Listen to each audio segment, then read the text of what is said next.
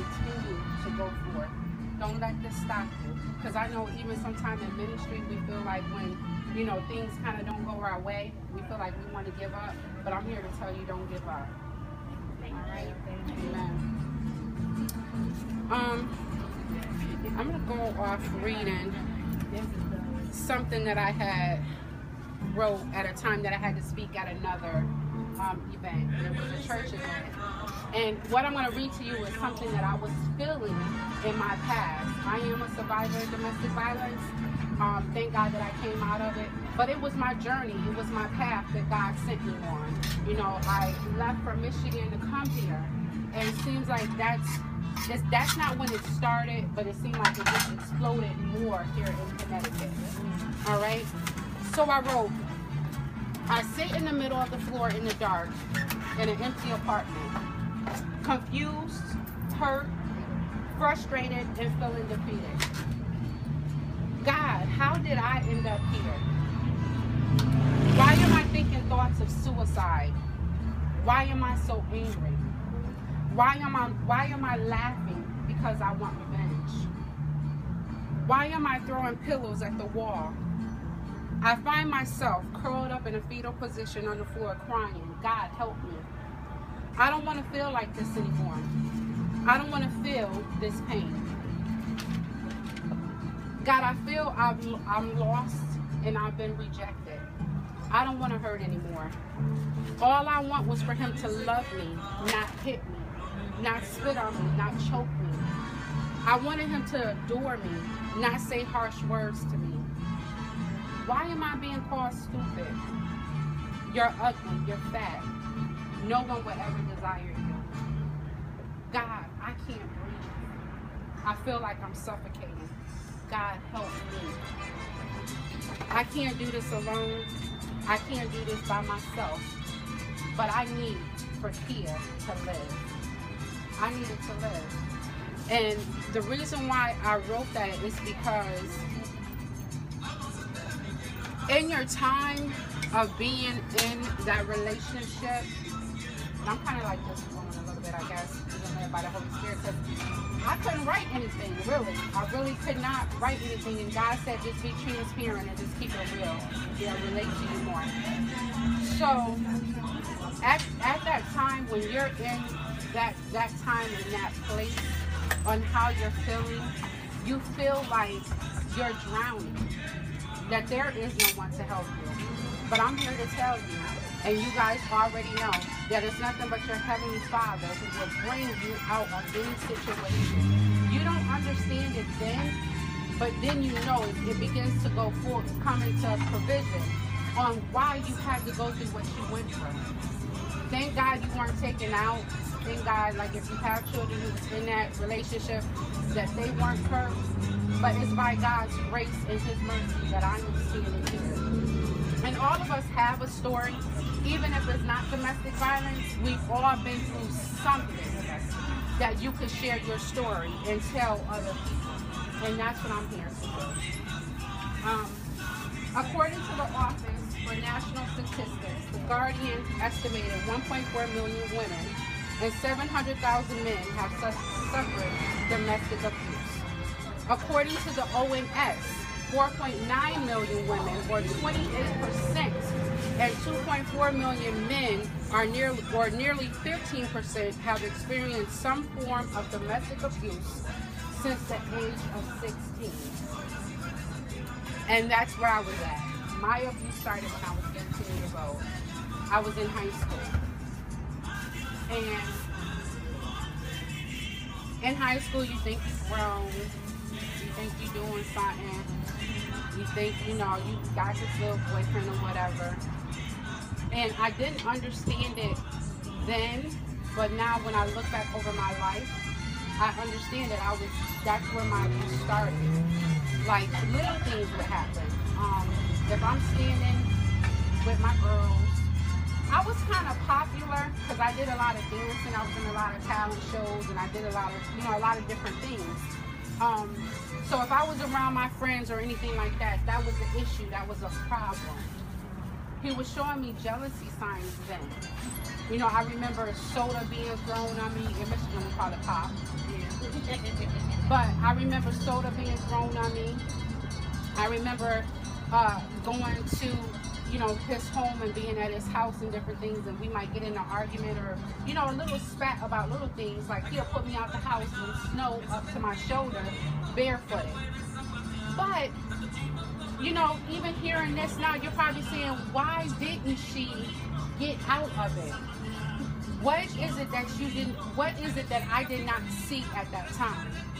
So what I say, I say that the reason why I stayed and the reason why I felt that I had to stay and I felt that I could change him, even at 18, because you think you're grown, you feel that you can change a person. I had to reevaluate my past. And I had to reevaluate and say, okay, I always said that when I got involved in a relationship, I was going to make sure that I was going to stay with him because my father wasn't here. I'm going to make sure I stay with this person regardless, because I want that house, I want that fence, I want all that nice good stuff, big wedding, everything.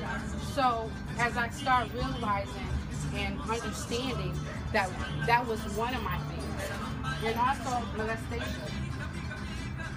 I suppressed all that, and I kept it hidden, you know, even from my mom, from my family.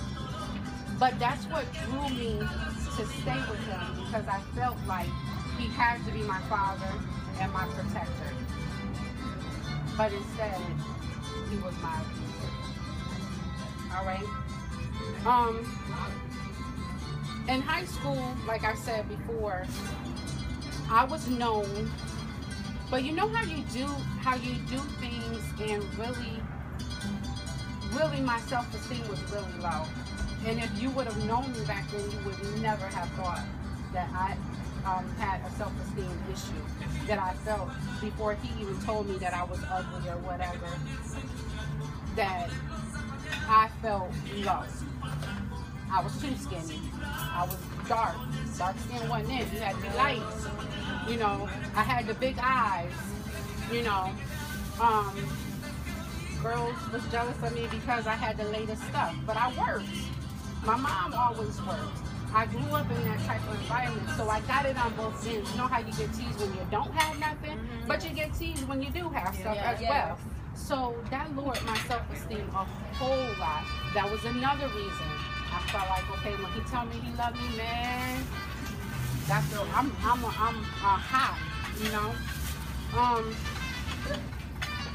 And from that, have you ever been in a situation or in an environment that you were trying to be something that you weren't, and it just felt like, I'm not supposed to be here, and you keep trying and trying and trying and trying, and that's just not where you're supposed to be.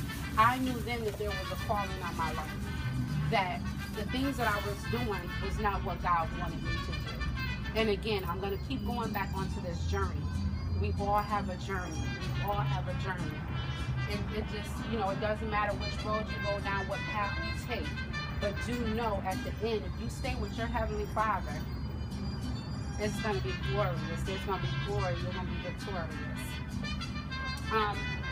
So I fell in the phase that I call, I thought I needed to be loved no matter what. I thought I was in love. I really did. But I wasn't. I can't say now, because I am married again. I can't say now that I am in love. All right? I got a rude awakening when, you know, hearing him say he loved me, but he really didn't. He didn't really love me. So that leads me to where I am now. And what I want to say now, I know I'm here to tell my story and different things that happen, but I don't want that to be the focus of me. I want that to be, how did you make it out? What are you doing now? Not to stay stuck on my story. Yeah, you have to tell your story.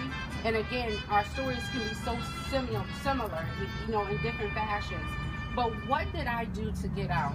And I want to tell you today, there is life after domestic violence. I don't know if you ladies actually have been in a domestic violence relationship or some type of abuse. It's not even just physical. We all know it's money, it's verbal, mothers beating their children, you know, elderly abuse, if you've seen that. It's not just domestic violence abuse. I'm going to give you 2 steps today because I'm also writing a book, a self-help manual. So it's funny when you gave me that book and I was skimming through it and I saw some of the things that the author was writing, I'm like, oh wow, there is something like this. But again, I'm going to give it from my point of view. Like you said, the lady said, that circle don't apply to me because you know we're all different. Our lives are all different. So I want to say that I'm not an expert, but I do believe that my experience qualifies me to be an expert just because I went through it. Thank you, God.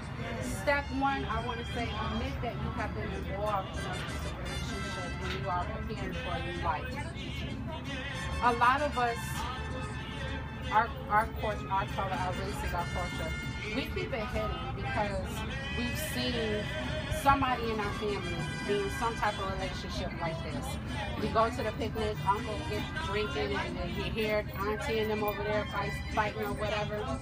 So, you know, we've all seen it. We've all seen that. So we have to admit to our friends and our families because we've kept it so suppressed and hidden. I don't know if you guys hid it, but I did. But you can't hide anything from your mother. Sure, they know you. They know you. You know, and even though I was 800 miles away from her, because I came here first, he's from here, and I moved with his family, and she was still back in Michigan, and I was here with nobody. So I had to deal with everything by myself, but it made me stronger. Did I cry a lot? Yes. Did I want to go back? But I was determined not to because I knew God brought me here for a reason. Okay? So admitting is one of the hardest things to do. If your family and your friends don't know because you hit the situation, it's time for you to let it out and be honest with yourself. Before you can start living a life after domestic violence, you got to be honest with yourself. And I was there, I'm a witness. Even when you leave and you're in your new home or whatever, you're gonna sit and you're gonna think, what did I do? If I would have just shut my mouth, if I would have did this different, you're gonna start doubting yourself. But in that doubt, know that you have to take responsibility of your own feelings. Because nobody's going to feel like you're feeling. Nobody is going to know how you're feeling until you start expressing it. I love this. Okay? So be honest with yourself and let it out. Let your family and friends know that you were trapped. You know, let them know that you were scared. Because they're probably going to ask you, why didn't you ask for help? Why didn't you leave? Why didn't you do this kind of stuff? Let them know. Maybe you felt at that time that you didn't have the support, or you felt like that they will put you down because you're in a relationship. But a lot of times it's financially. Like you can't move on. You may feel like you don't have the education or you don't have a job. When I went to some of the seminars and a lot of rich Caucasians were in domestic violence relationships, they said they stayed because for years their husband worked in corporate America, but they were home with the kids with no job. The lady said she didn't even know how to write a check and pay bills because he kept her in a prison. She wasn't able to go out. The groceries that she bought, she couldn't use her own brain and go to the store and just go grocery shopping like women do. He had to write the grocery list out for her and tell her what she needed to buy from the store, how she needed to dress, how she wore her hair. She couldn't wear makeup. The kids had to be like this. When he come home, it's quiet. His food is on the table. You guys don't sit with me. A sign of abuse. But when she said, okay, enough is enough, I'm ready to get out, she didn't know how to go about it. She didn't know what to do. So there is a lot of support groups that help you after that. And that's what I'm trying to establish. And I don't want, well, we don't want, because my mom really wants a house. when I was in a situation and I got out and I went to one of those shelters,